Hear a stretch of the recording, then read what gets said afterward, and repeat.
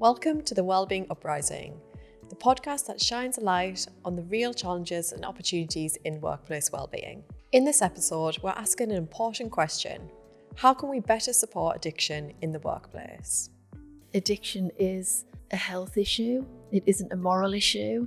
I'm joined by two guests who bring unique perspectives to this conversation. Dot Smith, CEO of Recovery Connections, a lived experience recovery organisation in the North East. Because the minute somebody loses their job, the ripple effect of that on society, their families, the places that we live is huge. Rachel Cawthorne, People Manager at PD Ports, who shares why addiction must be recognised as a workplace issue and how employers can step up to support colleagues. I think anything that impacts an individual in their personal life impacts them in the workplace. Together we explore the many forms addiction can take, why it is so often ignored, and how organisations can move from silence to understanding and become part of the solution.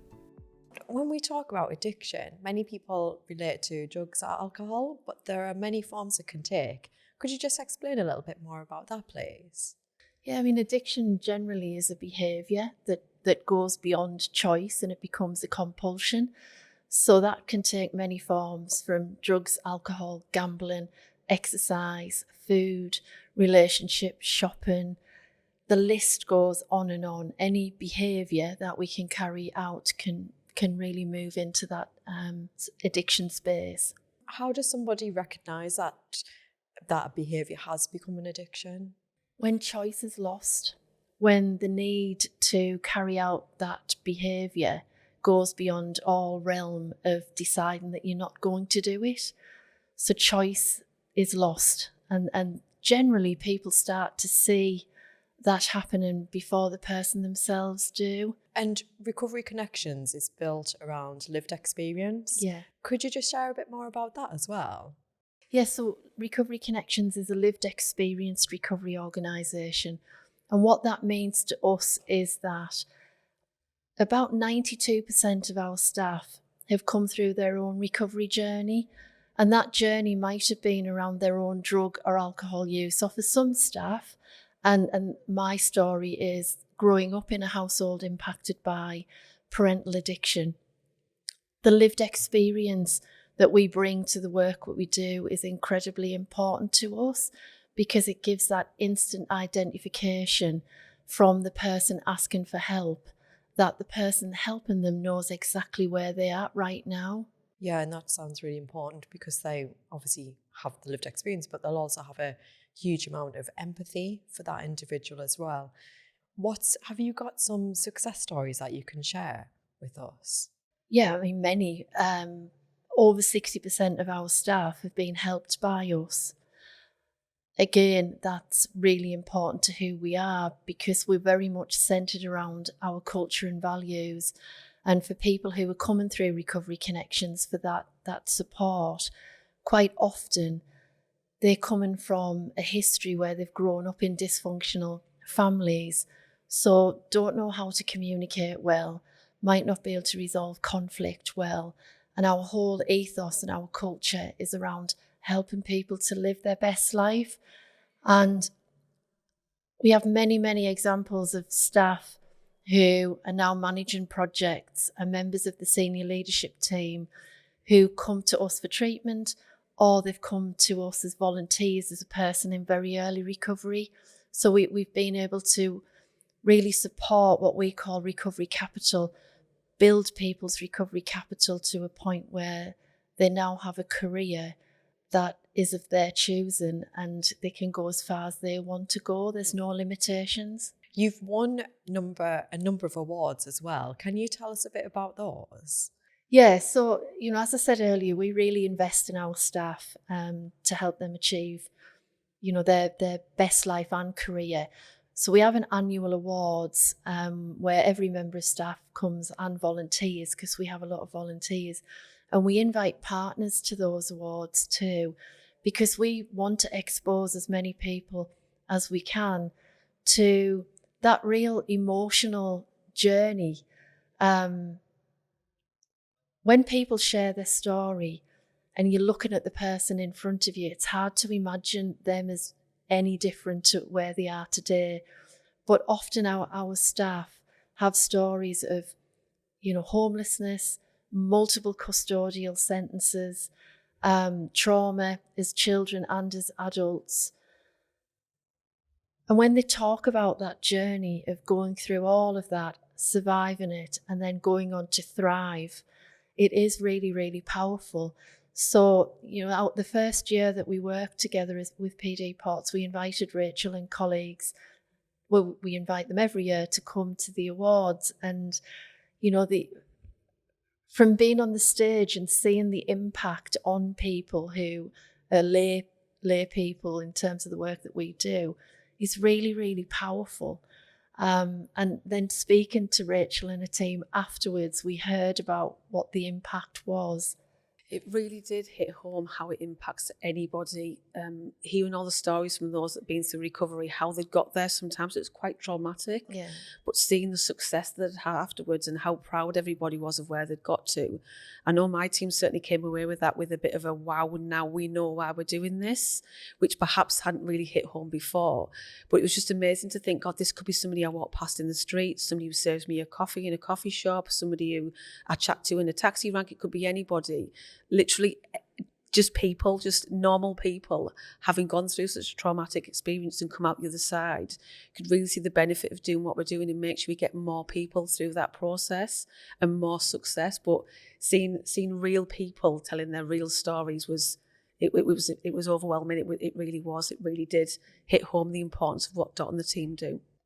There's such a moral judgment on addiction, and I think that is so important for us to counteract because of, again, going back to the media, because of the way it's portrayed, it is a health issue. People are not bad people trying to do good. They're unwell people trying to get well. Addiction is a health issue. It isn't a moral issue. So the more visible we can be, and the more that we can expose the general public to recovery, the more hope that they can offer other people because they've experienced it themselves. Rachel, as a people manager, why do you think it's so important to support addiction as a workplace issue and not just a personal challenge? I think anything that impacts an individual in their personal life impacts them in the workplace. We do an awful lot in terms of supporting people for their mental health as employers, but addiction, obviously, it does have an impact on mental health. I think anything where their outside world, their personal lives, they will bring it into the workplace. It'll affect their actions, their reactions, their behaviour, the productivity as well as a business. It's something you've got to be aware of. And I just think it's anything you can do as an employer to provide education, signposts and support for every aspect of somebody's life, including addiction, is something whereby you not only do you impact the individual and their outside world, you impact how they're going to perform on your inside world at work as well. Yeah, definitely. And just a question for both of you. So if an employee is watching this right now and thinking, I don't have any challenges around addictions, probably isn't something I'm going to come across, what would you say to them? I would say that's quite a blinkered view, I think. Dot alluded to earlier that addiction is not just about substances and alcohol. There are lots of different addictions and every one of those can impact somebody. And a lot of them are hidden. A lot of them are not visible to you. So I think that it is a blinkered view to think that they don't have that issue within their workplace. For sure. And I think, we talk about addiction, but actually there's a journey before you get to that dependent place. And employers are in a really good position to be able to spot any of those changes along the line to be able to prevent it to get to that full-blown point of addiction whereby work may not become doable. They may need to take time off work, which is a cost to the employer. So you mentioned mental health challenges there. What are some of the other issues that people might be facing that lead them into an addiction?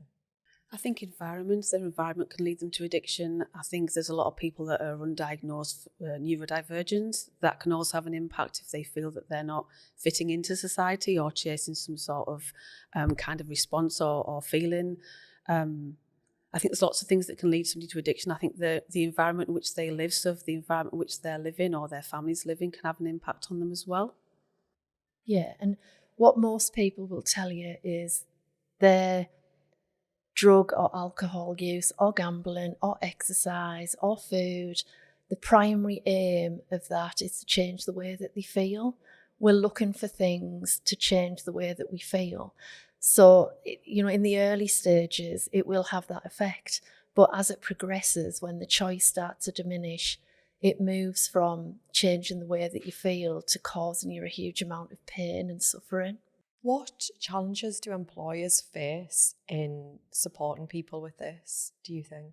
I think stigma is the biggest thing that we face, because it's something that we can't challenge alone. And I think it's the thing that prevents most people from coming forward for support.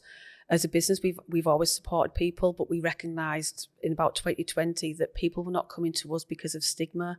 Very few people were going to approach the line manager or HR and say, I've got an addiction. And we think that's the biggest hurdle that we face, which is why we connected with the Recovery Connections. Mm-hmm. Could you tell us a bit more about the work that you've been doing together? Let you go for that one, Dot. Yeah. PD Ports, in my opinion, is really unique in the way that they're approaching this. And I think what's really brilliant is it's the person at the heart of this. In work areas where it's a high risk environment, drug and alcohol tests needs to take place. We don't disagree with that. But what we get really concerned about is workforces that are not informed enough to make the right choices, that then put them at risk when they come to work and randomly drug screened or alcohol tested. So the really great thing is that we're giving employees the knowledge to be able to make safer choices. But PD Ports is also committed to employees that come forward and ask for help, that they'll provide the help required to get them back to a place of well-being and remain in work. Because the minute somebody loses their job, the ripple effect of that on society, their families, the places that we live is huge. I can imagine.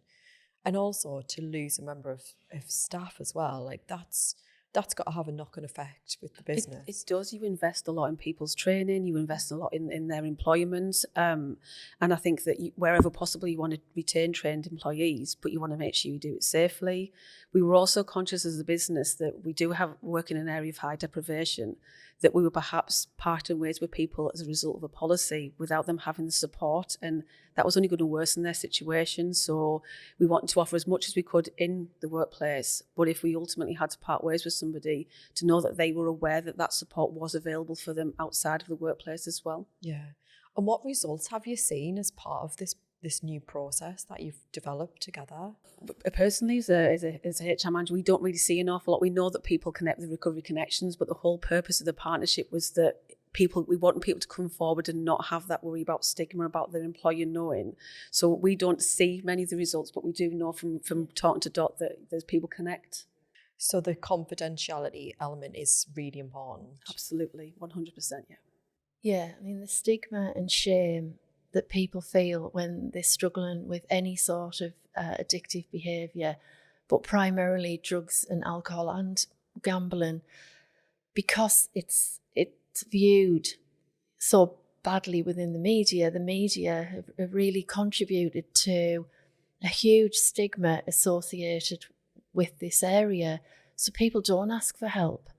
We know that people wait until the point where it's not invisible anymore before they start to ask for help, when other people are starting to notice it. But if we can get access to people much sooner, we can prevent and divert it reaching that rock bottom position. I think that's the ultimate goal, is to avoid the rock bottom, but we've always been absolutely clear that sometimes that is the only thing that's going to make somebody perhaps go and seek that support. And that's why it's important that our people know that support is available for them. Very good. A lot of the episodes we talk about a changing culture and people being able to come forward and talk, but the fact that you've identified that actually it's the confidentiality that's so important to get people to take that next step. You also mentioned around raising awareness is a big part of this as well. Do you want to just tell us a little bit more about that as well, Dot? Yeah, so we have a dedicated member of staff for PD Ports, and he's a local lad. He obviously has his own lived experience, so he's very relatable. And the visibility of Col within PD Ports is really important, because to be able to reduce that stigma and increase compassion, we need to just bring it out in the open. We need to be able to just talk about what life was like in addiction, but also what life is like, more importantly, in recovery, and that journey it takes to get there. So the visibility and presence on site that Col has is really important. And then people are able to reach out directly to him, which again, the confidentiality and the anonymity that people have the opportunity to do so is crucial. We will work in conjunction with HR plans, of course we will, with the employee's permission, and that might come a bit further down the line, or it might be a referral via the HR team to us on behalf of an individual. But the important thing is the relationship that PD Port employees build with Col, so that we can really put a face on recovery and reduce that stigma. You must go into some businesses where individuals are still worried that it is, even though you might say confidential, are they still worried that it is going to be confidential? Yeah, of course. I think that is the assumption, that we're going to tell an employer, but ultimately, we have a confidentiality contract with everybody that we work, and the only time we would break that if there's a risk to them or others, in the same way that we all have that duty of care. But equally, I think we also have a lot of employers that would suggest they don't have an issue. And that's a whole other realm of work where we have to educate employers that nobody is immune from this. What advice would you give a HR leader or a manager, business owner who might be watching this right now and thinking about how to approach the issue? I think first of all, I would connect with a recovery agency. Obviously, I would suggest Recovery Connections, but I think it's just about educating yourself and understanding what actually impacts people in the workforce and how that relates to their working life. But I would reach out to somebody and just ask the questions and start to understand how you know there's an issue and what things you might be missing. And then once you've got that education, start passing out to your line managers, speaking to your people, see if you can get that support to your employees so that you understand that you are supporting them and you are prepared to support them. So I'm just thinking in general around cost of living crisis, things going on in the world. A lot of people are still, businesses and things like that, are still recovering from COVID. Is addiction becoming more and more of an issue as a way for people to escape certain challenges, do you think? I think we've certainly seen an increase in people coming forward post-COVID. And I think, it would be people who you wouldn't ordinarily expect to refer themselves to a drug and alcohol agency. And we have an emerging issue with prescription drugs, but also drinking in the home. It really escalated during COVID to a point when people suddenly had to go back to work. They recognised that they weren't able to reduce the drinking that they'd got into the habit of doing on a night because they didn't have to drive the next morning. And addiction is progressive. You don't start off in the early stages as being full-blown dependent. It takes time to get there. So I think we are still seeing the aftermath of COVID, but equally, often people recognise that prescription drugs also help reduce anxiety and give people a bit of a chill out factor that they really enjoy, that when that prescription ends, they still have that desire to feel under the influence of whatever they were taking. So, we're seeing people who started off on medication prescribed by a GP, having that abruptly stopped and then sourcing that through other ways. I think it's a really interesting observation because it was actually COVID that made us start this recovery partnership, because we recognised that our random and for-cause drug testing increased by 100% during COVID. And we wanted to understand why that was. We did some research connected with DOT. And whilst we were always aware that shifts in the society and in the outside world impacted us as a business, we hadn't probably realised the personal impact on people as huge as that. And that really made us now look and say, well, what else is going to be the next thing that's going to impact our people for society? I do think that for me, gambling's one of the ones that I think is going to be bigger. I think it's so hidden, it's so easy to do. You can do it from your sofa, from your bed, from your car.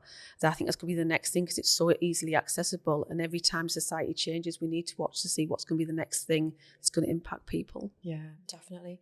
I read somewhere about a rise in gambling with young people. Have you had much experience with young people coming through the service, or any trends that you might have seen around addiction?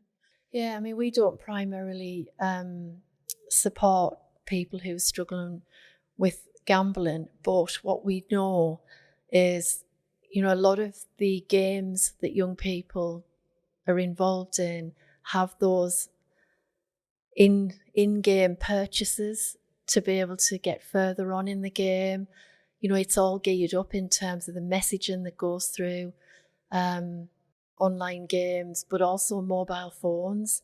That there's that promise of a big win, the promise of a better life, chasing that. Younger people are really inclined, because of access to technology that previous generations didn't have. It's starting to happen much younger.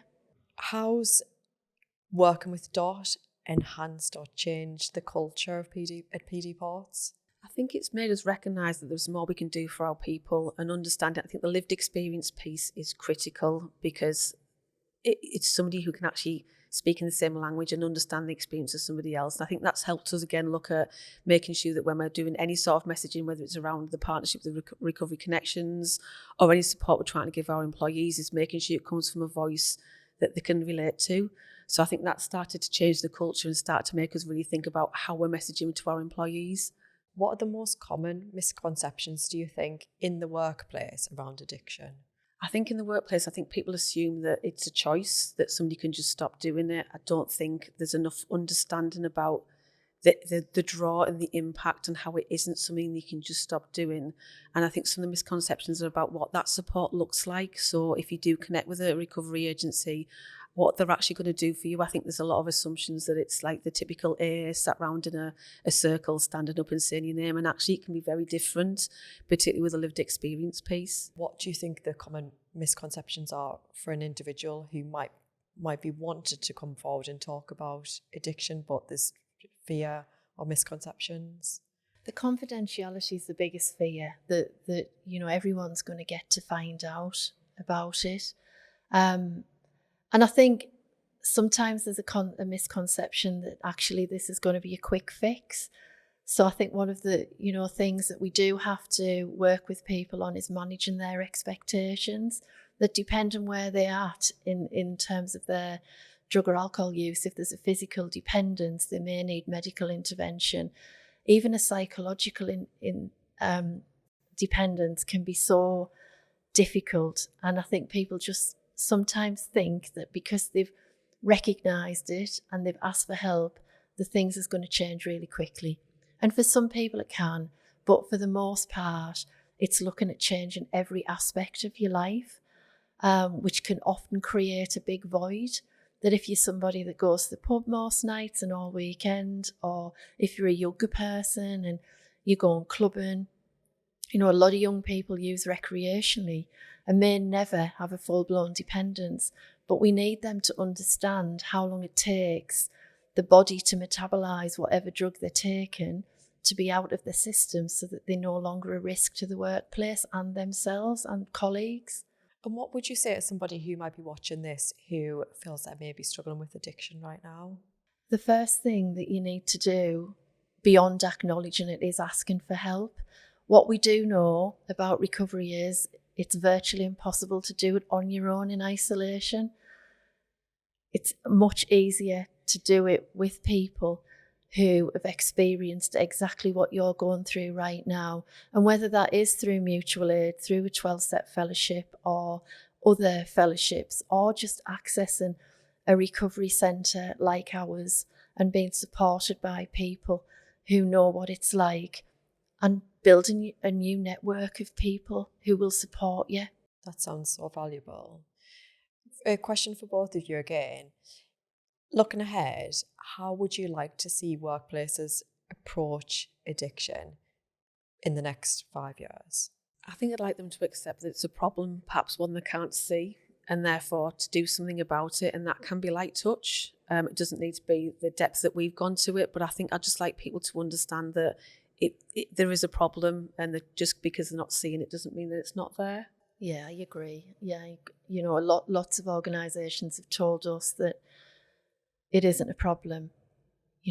What I would say is every workplace, no matter what profession, will have somebody who's either living with a family member who's struggling with addiction, or they're on that journey themselves.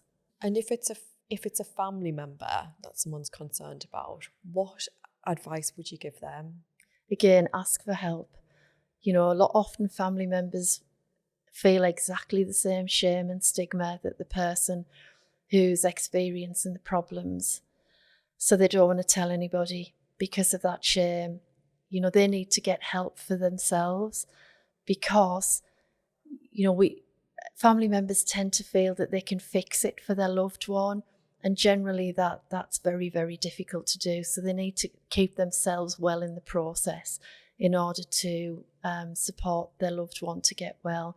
And equally, if you've got those worries as a parent or a spouse or family member of somebody struggling, you're going to take that to work.